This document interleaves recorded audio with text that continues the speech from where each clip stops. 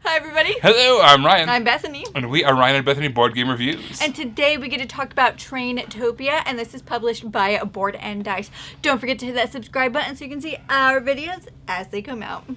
This box really blends into my shirt right now. It totally does. It looks like I'm wearing this box lid. Yeah, like a graphic tee. Like this is the graphic for the graphic tee. Yeah. Yeah. So if you want to buy your sponsored Board and Dice t-shirt boxes,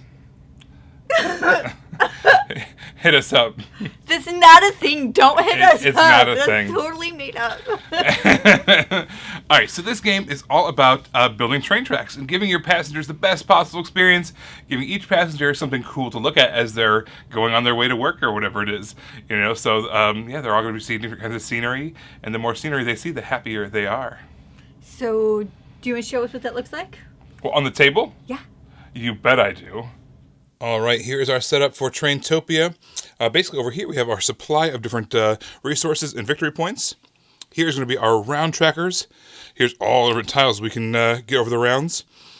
This little bag's going to have all the different colored commuters inside there. Woo, sneak peek. These are our bonus tiles that we'll be able to buy. I'll get to all that in just a minute. Everyone is going to start with one of these starting tiles. So you shuffle them up, deal out one to everybody, and that's going to be your starting place. Then, to start the round, you're going to flip over these round tiles, or these round cards. At the beginning of each round, you are going to fill up however many tiles based off of that player count, and as well as the different goods that are up here. All right, so we're going to grab a little white meeple. We're going to grab one of those bullet trains. When you see this question mark with commuter here, that is when you pull one of the meeples from the bag. That's an upside down train, silly Ryan. And you take a random one and you put it on that spot on the card. Let's pretend we're playing a 3-player game. So we'd take 4 of these tiles off the top. We'd put them out here. And those are the different items that we can draft from this round. Now the starting player can take either one of these tiles that are out here or one of the wooden pieces that's on the card. Let's say we want to start growing our route track here, so let's add that onto there. All the tiles kind of line up, so in either halves or full tiles like that. We can orient this however we want. Basically, as long as it's a legal play, as long as you don't dead end a railroad, that obviously is not a legal play. This, however, would be a legal play. Maybe somebody else drafts this one, and then maybe on our turn, maybe we grab a train. We can put that on our tracks. In actuality, it's probably not a good move right now, but basically what those trains do is they are end game scoring. There's going to be certain tiles on them that come up that have dollar signs on them, like this one. When those come up, you're going to take one of these dollar tokens, you're going to put it on there. When you draft that tile, it's going to go on the board. Let's say we do that with it. You can spend those dollars for a number of different things. First of all, we are going to have these different objective cards that end-game scoring. Like, for instance, this one says, if you pass 8 of those ruins on a track, you can get 5 points. Or perhaps if you have one of your train tracks that has basically one of every piece of every piece of wood, you're going to get 8 victory points. So maybe you don't like your card or you're not going to be able to achieve it. You can spend $1 to trade out your card. You can also spend money on these blue tiles here. These are bonus tiles that you can purchase. These are kind of out at the beginning of the game, all face up. They're just like the regular tiles you get from here. They're a little bit stronger perhaps, and because they're for sale, you can kind of really tell what they're going to be before you actually buy them. As you can tell, the table fills up pretty fast, so I'm actually just going to kind of clear those off. I just wanted to show you that those blue backed tiles are available for sale when you spend the money on there like that. You can also spend money to change the color of a commuter. Let's say you had a yellow one and you really wanted a gray one. You could spend money to change that out.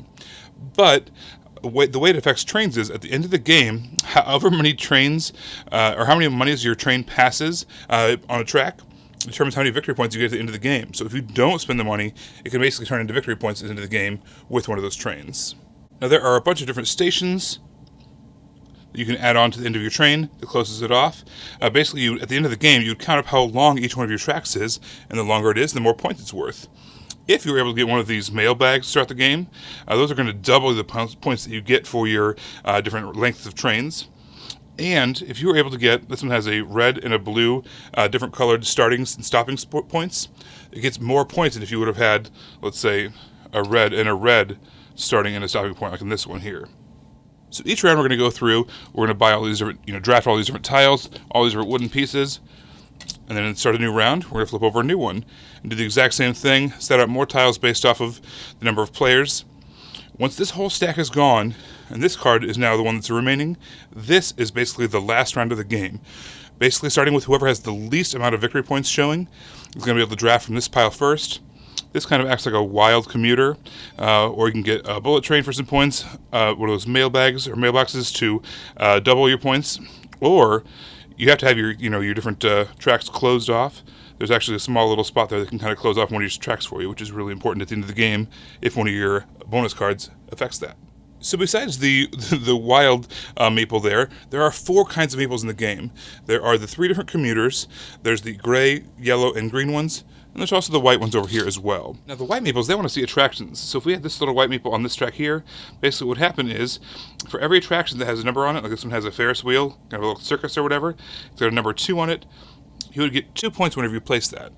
The other 3 colors of the meeples have to do with the scenery that you pass. So for instance, the green ones have to do with all these green spots here, including the one that starts over here. So when you place this one here, you'd get 1, 2, 3, 4 points for placing that green meeple.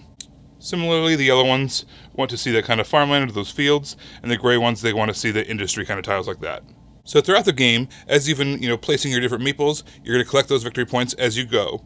But at the end of the game, you're going to get victory points based off of how long your different routes are that are closed off.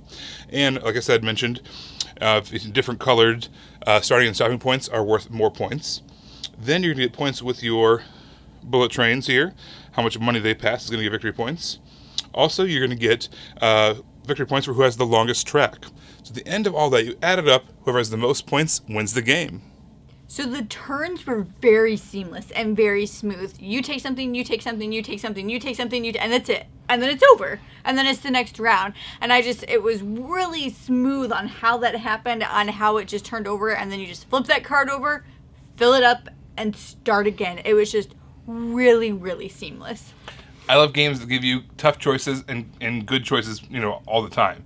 And there was never any shortage of good choices. If you took a tile, for instance, where are you going to place it? Why did you take it in the first place? If you're taking a meeple, which one are you going to place and which track are you going to put it on? Even when you're drafting and it comes down to the last, couple of bits, there's still more, even if you're the last person, there's usually at least 2 choices. Not usually. There is always 2 choices to choose from. And so you're never left with just something that's worth nothing to you. There's always something that's useful. And yes, love the choices in this game. I like that you got that card to start with, and so it gave you a direction to go in, but it also wasn't something to where if you didn't go that direction, it was going to totally demean your whole, not demean, but detract. Detract? How dare you? Unintentional. Your whole game. It was, derail. That's what it actually, That also works though. So it's not going to derail. Gosh, now that I can't say that now. But so many puns. But I just like that you have something to go for when everything first comes up, and you can deviate from that if you want to, but it still gives you a direction in the first couple of turns. And, just like those cards, there's those cards give you points.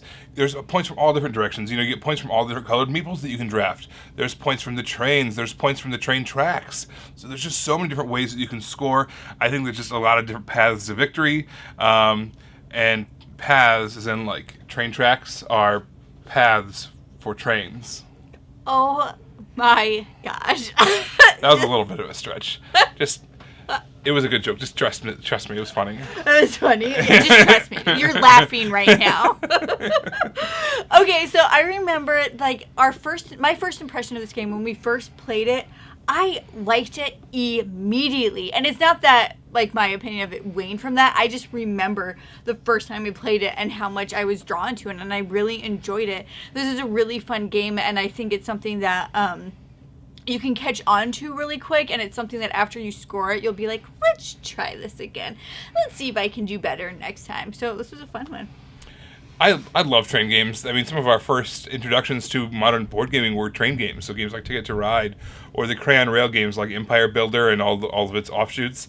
So I love train games. This gave me all those same feelings in a really, really, really short 30-minute package. So I don't have to play an 1830 or an 18XX game to, have a fun train game. This was fun. Don't get me wrong, those are fantastic, but, not everybody has 5 hours to, so. Maybe they do now. Yeah, depends. But yeah, this fantastic train game, 30 minutes. And plus, it was super cute and colorful. We enjoyed it a lot. Well, thank you so much for watching. Don't forget to stay tuned to the very end for our Pounds and Inches segment. Until then, you can find us on Facebook, where we are Ryan and Bethany Board Game Reviews. On Twitter, we are Ryan and Bethany 1. And on Instagram, we are Ryan and Bethany. Everybody, thanks for watching. We will see you next time. Bye. Bye.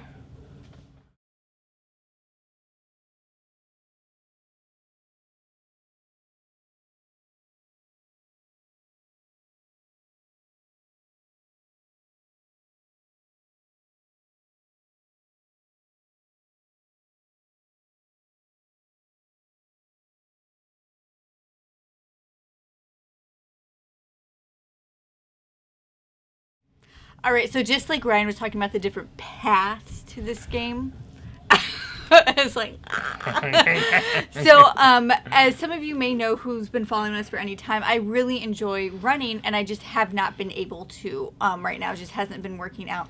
So what I'm doing now is when I am at work, if I'm only there for a partial day, I still get a small break.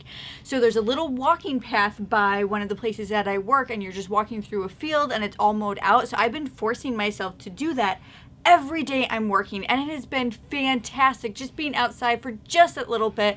Usually it's when the sun is setting, and it's like wonderful. And I know it's just 15 minutes, but it really does a lot to just force myself out there to go on this little walking path, to kind of just be with, just be outside and enjoy the nature that's around. Like sometimes, it's so cheesy, but sometimes I just stop and I literally just listen to the wind in the willows. Like, I'm serious, guys. It's wonderful.